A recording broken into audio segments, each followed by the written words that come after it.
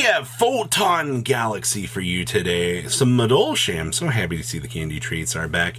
And, oh boy, you know it's going to be a good video when we have Runick.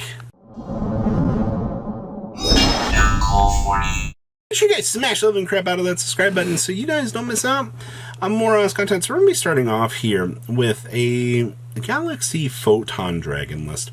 And I will say, it is not all the time that I tend to see this deck actually doing its thing. Actually, I think a lot of people just kind of chalk this deck up as to needing more starters and have just kind of tossed it into the pile of forgetty about evil.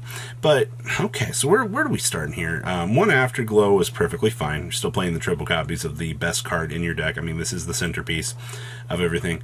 Of course, one Hyper Galaxy. This card's still amazing. In terms of the fairly new recent stuff, I know that you are dedicating for Triple Galaxy 100. And I'm just really the number's a last hope in terms of the main deck stuff, right? Because this is the thing that lets you pay half your life, target 2 monsters, special them both, negate their effects, and you can exceed immediately using those monsters for a number exceed, and then for the rest of this turn after it resolves, you can only special summon one more time, so you can basically, whatever you bring out, rank up into. We're sticking on the one number C62, which is fine. Double Photon Lord's going to hurt a lot of wallets because this has not had its reprint yet. I'm actually kind of curious post-reprint if this is actually going to have some sort of interesting equity. We're playing the one side for X. Okay, most of the extra deck feels pretty good. Tech choices down here in the side deck, we're playing Triple Marionette Might. Got to take those Unchained monsters. Honestly, I think the Unchained stuff's going to be some of the biggest issues you're going to run into playing this. And then, of course, getting the chance to play triple copies of the Tachyon Transmigration. It still amazes me how stupid good this card can actually be. Alright, especially, you know, when you can effectively try to negate everything on the stack, but, you know, still an amazing card. Outside of that, I don't see anything else really too crazy about this. Your tech choices feel fine. I mean, obviously 2 droplet. You're not going to try to push yourself over 40, especially in a deck like this. Okay. Hey, we have candy treats. And yes, we still are playing the Vernal Sif package in this deck. Some of the biggest combo lines that you can get with this deck is usually going to involve the Vernal Sif stuff, because it usually tends to give you access to, you know, dumping and just setting up for the things that you need to do. I think a lot of people kind of underestimate this package. Also, you know, Earth Fairy. You know, you have many good Earth Fairies in your deck that are going to just get you to the places that you need to be. It's the biggest thing. I mean, you're playing Madolche, all right? Like, you set up for, you know, your combo line and you go. I also see that we are playing Small World in this package. This is actually kind of interesting. Because of Small World, you get the chance to splash in some little interesting little combo lines and things in here, so you can go ahead and bridge the gap into whatever you actually need. Shout out to the Kaiju in here as well.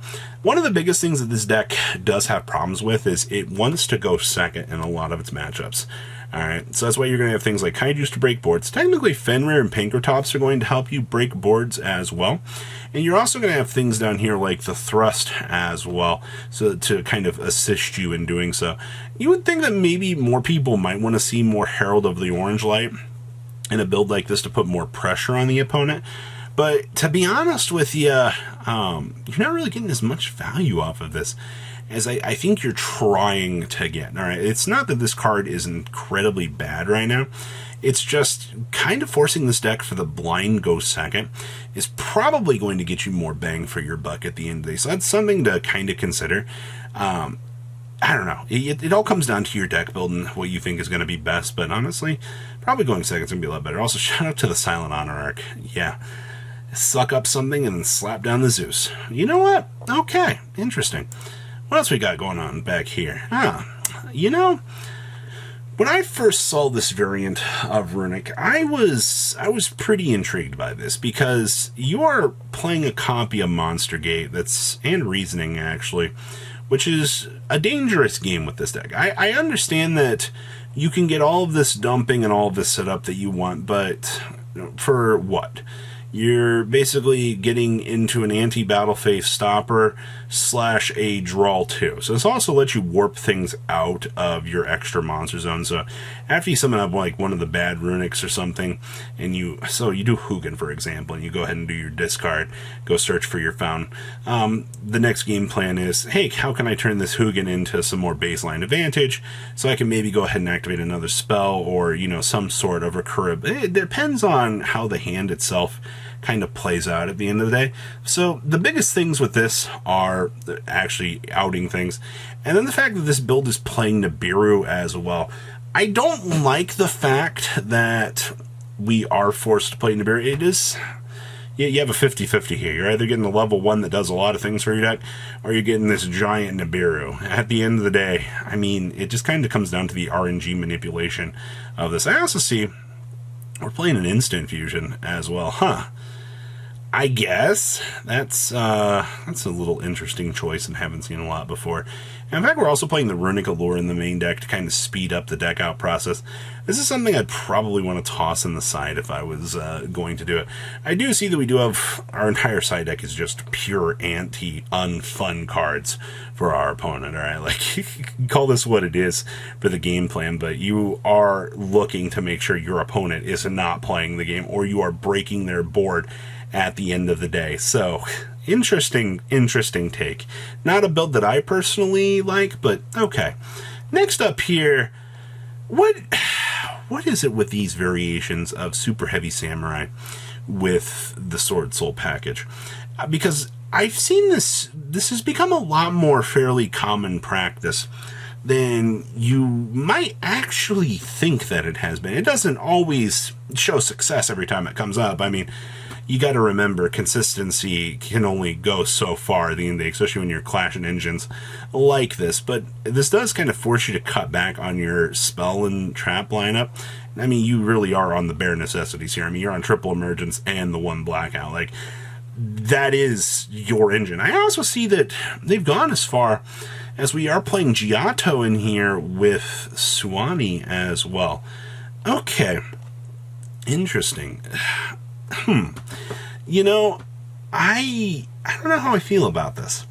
I don't know how I feel about the entirety of this package. It is cute that, we can do Danglong in plays as well, but I assume that our goal is we're trying to get to the Crimson Dragon, and we're trying to punish the opponent with the King Calamity. And the Super Heavy Samurai package is going to allow that to actually happen, because it's going to give us a subline to kind of put the extra monsters on the field. Because it's not like this deck is really good at getting level 12 set up. I mean, most of your Sword Soul combo is going to just kind of end on, Chi Zhao plus whatever. And if you notice one interesting thing here, we only play 1 Chi Zhao. So it tells me that that's not our most basic game plan. Also, I mean, you do get some big levels off of the Tenyi stuff, which does help out with the combo lines. But I want to see this deck actually be played. I want to see the cool combos and things that you are working towards here. And I want to see how much pressure these end boards are able to kind of set up on the opponent. Hey, we have more Runick. I swear there's been a lot of Runick as laid out here. And this is the Evil Twin Sprite variant. So good old reliable Sprite cards are going to allow you the filtering options to set up ye old negates, and then you're going to grind your opponent on out with the Runick cards, because this is going to be the things that give this deck a chance to generate the advantage package. And of course, a lot of the previous builds you'd seen up to this point were main decking the Evenly matches. Remember, Evenly does give this deck a chance to kind of come back and go second. Because, I mean, if you're going first, your game plan is, set up a big board, but you have other board breaker dedication now for this versus some of the things that you had in the past. I mean, you're main decking the Nibiru's now, and you actually have double droplet in the main deck as well. Technically, we can also use enemy controller as a board breaker. It kind of just depends on how the opponent's setting up their field or what they're ending on, because if they end on something really crazy, And trust me, in the modern era, there are so many stupid things that you can see on an end board right now. It's crazy. But typically, I mean, one of these should get you the chance kind of do your thing. Also, post-side decking. It's not like you can't bring in additional copies of these or, you know, board these in and accurately, you know, counter your opponent based on that. So it comes down to deck building choices and things like that. But most of this looks fine. I don't have an issue with this. So what do you guys think about these decks? Please leave a comment down below. Tell me what you guys think, and I will see your beautiful faces back here later in the day, guys. Peace out. Patrons, thank you.